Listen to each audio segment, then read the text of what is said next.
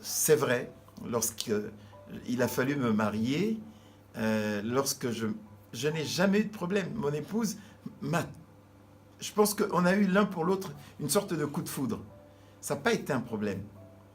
Par contre, dans sa famille, il y a des gens qui se sont prononcés contre, qui n'étaient pas d'accord, qui ont essayé de lui dire qu'elle devait bien réfléchir. Il y a même quelqu'un qui lui a dit, vous savez, les albinos ne vivent pas longtemps. Et tu veux te marier avec quelqu'un qui ne vivra pas longtemps.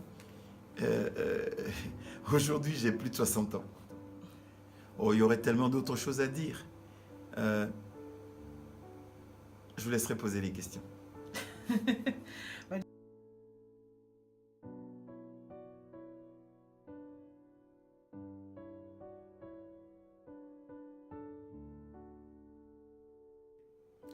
Je suis Jean-Paul Ilunga. Je suis marié. Je suis père de 2 garçons, eux-mêmes pères de 2 garçons chacun. J'ai 64 ans. D'origine, je suis né à Léopoldville. C'est l'ancien nom de Kinshasa, mais à l'époque coloniale, il portait le nom d'un des rois belges qui s'appelait le roi Léopold II. Et la ville s'appelait Léopoldville.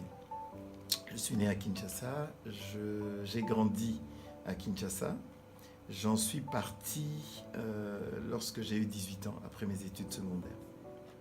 Je suis né à l'hôpital général des Congolais. À l'époque, beaucoup d'enfants ne naissaient pas à l'hôpital.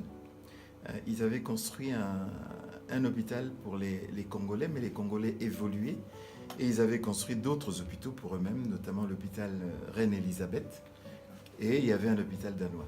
Et moi, je suis né à l'hôpital général des Congolais.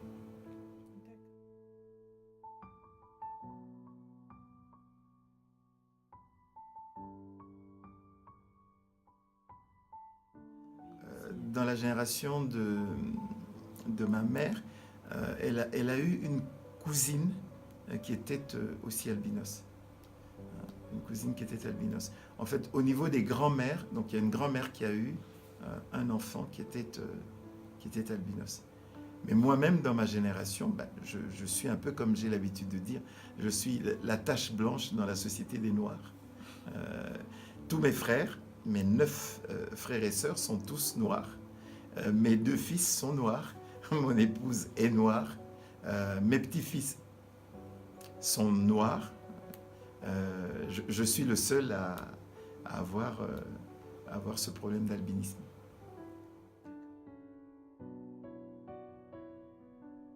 Un problème, je dirais, je n'ai pas été élevé par mes parents. J'ai été élevé par mon oncle et ma tante. Mon oncle et ma tante qui n'ont pas eu d'enfants m'ont récupéré chez eux alors que j'étais âgé de 6 mois. Et j'ai grandi chez eux. Mon frère, celui qui vient juste après moi, nous avons 2 ans de différence d'âge. Donc quand j'ai commencé à réfléchir, je me suis dit, comment se fait-il que mes parents se sont séparés de moi alors qu'ils n'avaient même pas un 2e enfant? Comment on se sépare de son aîné? Donc, tout petit déjà, je me disais, mes parents n'ont pas voulu de moi. Heureusement pour moi que mon oncle et ma tante m'ont énormément aimé. En fait, le fait d'avoir été très aimé par mon oncle, ma tante, a influencé tous les membres de ma famille. Finalement, mon père et ma mère, de qui je suis parti de chez qui je suis parti alors que je n'avais que 6 mois, mes petits frères et mes petites sœurs ont toujours témoigné énormément d'amour pour moi.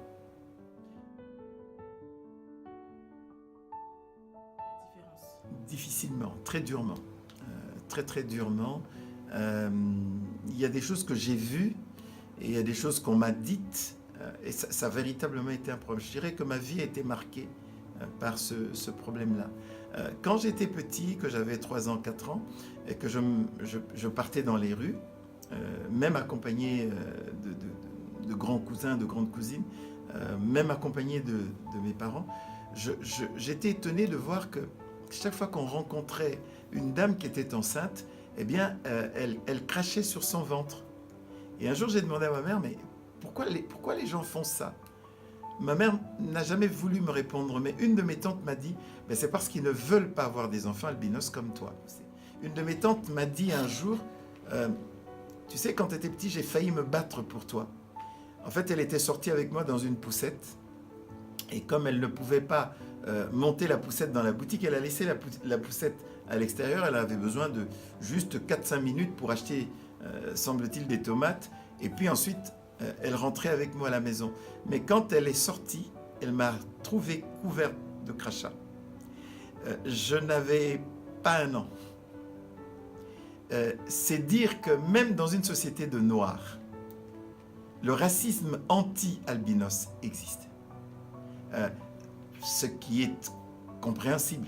Ceux qui sont différents dans une société où les gens n'ont pas été éduqués à accepter ce qui est différent, des tout jeunes peuvent en souffrir.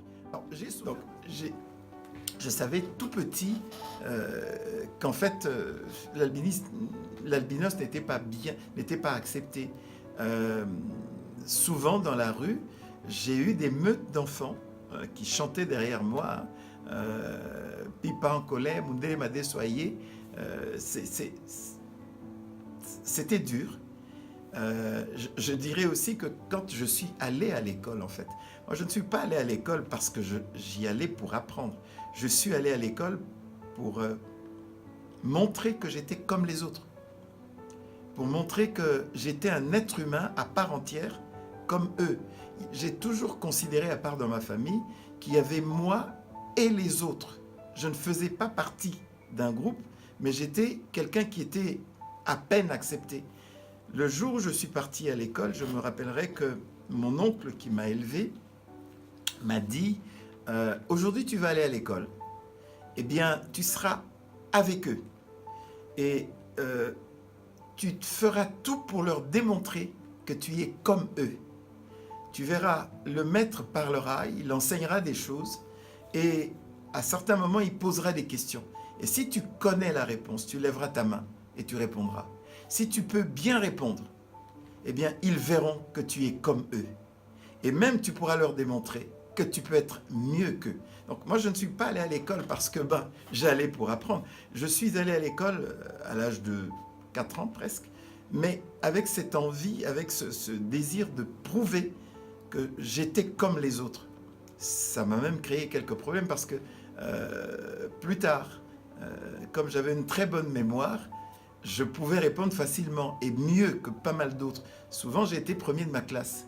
Mais mon but n'était pas d'être un élève brillant. Mon but, c'était de dire aux autres, je suis comme vous.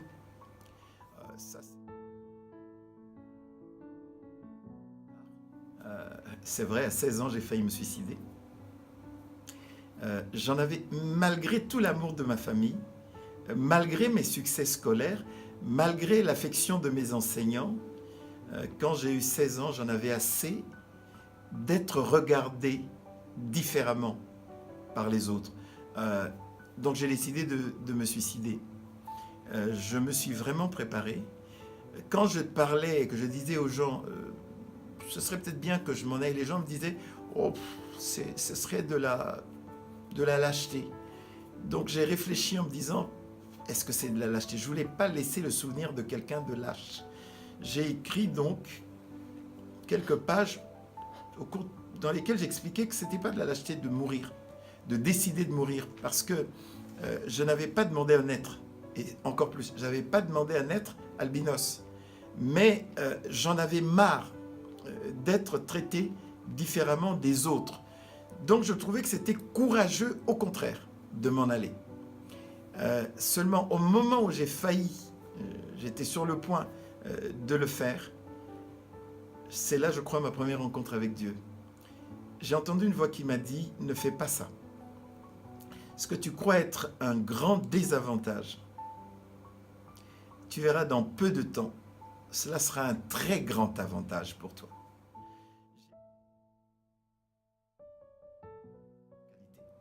Je suis aujourd'hui pasteur. Ça aussi, je me rappelle que une des premières fois que j'étais invité à aller prêcher quelque part, euh, c'était un endroit où les gens n'étaient pas très disciplinés. Et chaque fois qu'un serviteur de Dieu se levait pour prêcher la parole, il y en avait qui discutaient, qui parlaient. Puis quand mon tour de me lever et d'aller prêcher la parole est arrivé, j'ai entendu le silence s'installer. Vous savez, dans ma tête, je me suis dit, ils se disent sans doute, mais qu'est-ce que cet albinos pourra bien raconter? Mais lorsque j'ai pris la parole, au bout de 10 minutes, en fait, le silence était toujours là. Ils avaient été tellement attentifs à ce que j'avais à dire que pendant les 30-40 minutes qu'a duré mon intervention, ils écoutaient. Oui, oui, oui. Et d'ailleurs, je dirais, plus je vieillis, plus j'ai besoin de quelqu'un qui m'accompagne chaque fois. C'est véritablement un handicap. Hein. L'albinisme est un handicap. Mes problèmes de vue font par exemple que pour venir là, je dois prendre des bus, je dois prendre le métro, je dois prendre le RER. Mais que ce soit le bus, le métro et le RER, il faut lire. Mais pour lire les panneaux, il faut voir les panneaux. Or, mon problème de vue fait que je dois m'approcher très près des panneaux et encore, des endroits où même en m'approchant très près des panneaux, j'arrive pas à lire. Donc je suis obligé de demander à quelqu'un de me dire si je suis dans la bonne direction. Ce qui fait que quand je me déplace tout seul, j'ai besoin de 2 fois plus de temps que les autres. Parce que il faut que je me répère et il faut que mon problème de lecture suite au fait que je ne vois pas bien est un véritable problème. Mais souvent aussi, je suis parti dans la mauvaise direction. Parce que j'ai pas pu lire, parce que c'était trop petit. D'ailleurs, je me promène constamment avec des loupes. J'ai une loupe pour lire tout ce qui est très petit. J'ai une loupe pour lire ce qui est un peu plus loin. Et j'ai pas de lunettes. Il n'y a pas de verre. Je porte juste des lunettes qui me permettent de me protéger du soleil, mais pas du tout pour corriger ma vue. Ce ne sont pas des verres correcteurs. Donc c'est vraiment un problème. Ce problème-là est véritablement un problème. Le problème de peau, lui, fera que j'ai toujours eu envie de jouer au football, mais j'ai pas pu jouer au football parce que qui disait jouer au football, c'est faire courir des risques à ma peau. Très facilement, j'ai les écorchures 2 fois plus facilement, 2 fois plus vite que les autres, mais aussi 15-20 minutes au soleil, j'ai la peau toute rouge. Et après, j'ai d'énormes douleurs, parce qu'une fois que le soleil a pénétré, j'ai très très très mal. Il me faut une pommade pour que les douleurs de la peau longtemps exposée au soleil baissent. Alors tout ce qui peut être défilé militaire, tout ce qui peut être aller au match de football en plein air ou n'importe quelle partie sportive en plein air, j'en ai pas souvent joui.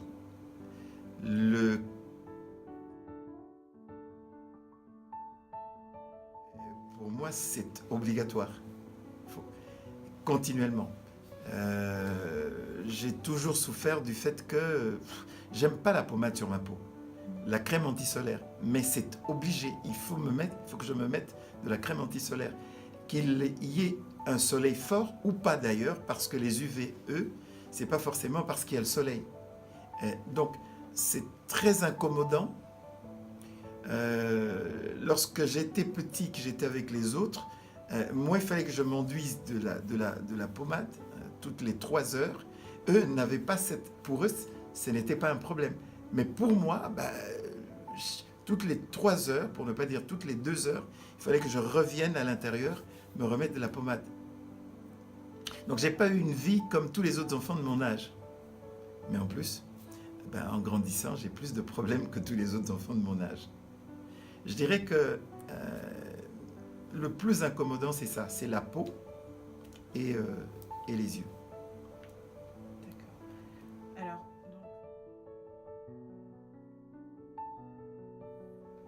donc... je dirais, à part ce que nous venons d'évoquer, j'ai pas eu de maladies qui sont directement dues au fait que je suis albinos. C'est vrai que toutes les opérations que j'ai subies, parce que il fallait enlever la maladie, que donc j'ai été opéré 3 fois.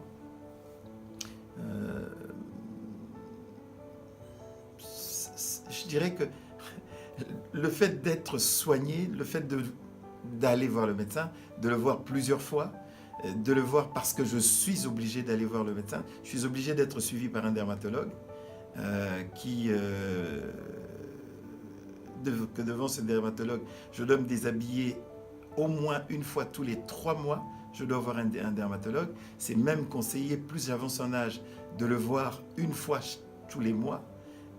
C'est vrai, c'est ça. Et le fait que, bon, ben, je dois prendre des pommades contre les kératoses. Je prends du Solarase, que pour que mes greffes tiennent, ben, il faut que je mette une pommade spéciale. Que bien entendu, pour me protéger du soleil, il me faut une crème solaire, j'allais dire à écran total. Quand les autres vont à la piscine, ils ne sont pas obligés de mettre l'écran total. Moi, quand je sors, et pas seulement quand je vais à la piscine, je dois me mettre de l'écran total. Bon. Mais je dirais que l'albinisme, j'en parlerai en termes d'handicap qu'en termes de maladie. Et les maladies sous-jacentes, les maladies qui viennent à partir de là, bah, à part ce que je viens d'évoquer, bah, je dirais il n'y a pas quelque chose de particulier, quoi.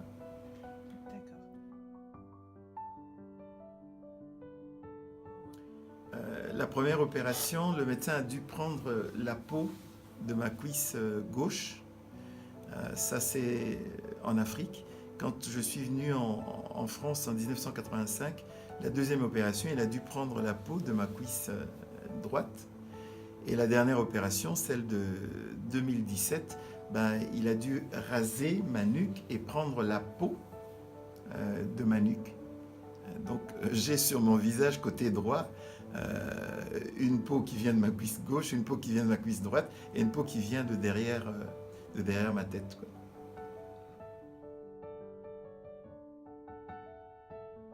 Alors, il y a eu des choses intéressantes, il y a eu des choses difficiles, mais c'est vrai que le fait de vivre à l'étranger, le fait de vivre en Europe, je dirais, a atténué un peu le problème. Je n'ai pas le même problème de soleil, enfin pas aussi prononcé que quand je vivais en Afrique. C'est vrai, je n'ai subi pas le racisme aussi dur que subissent les autres noirs.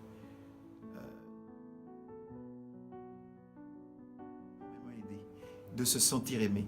Ensuite, bien sûr, d'avoir des succès scolaires et aussi m'a beaucoup aidé. D'être un bon élève, ça aussi, ça m'a énormément aidé. Il y a eu aussi le fait que, dans le fond, petit à petit, plus les années passaient, plus je me rendais compte que ce qui était un problème, finalement, n'était pas véritablement un problème.